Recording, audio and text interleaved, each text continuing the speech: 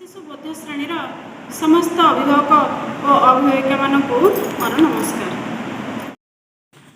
आजिर क्रियाकलापर विषयटी होची मोटा और पतलार परिचय करिबा। आम घरे थिबा विभिन्न जिनिस गुड़िक देखाई केउं गुड़िक मोटा आउ केउं गुड़िक पतला ताहार परिचय वर्तमान मु करूची।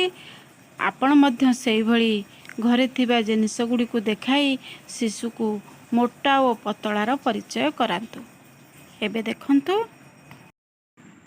बही दुईटी को देखंतु। ये होची मोटा बही आउ ए बहीटी को देखंतु। ये होची पतला बही। एबे दुई प्रकार कलम अच्छी देखंतु। प्रथम कलमटी मोटा आउ तापरटी पतला। एबे देखंतु पेंसिल अच्छी।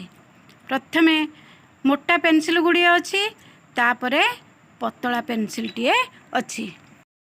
देखंतु दुई प्रकार पानी बोतल अच्छी। प्रथम पानी बोतल टी मोटा तापरे जो दुईटी पानी बोतल अच्छी सेथरु से दुईटी जाक पतला बा सरू।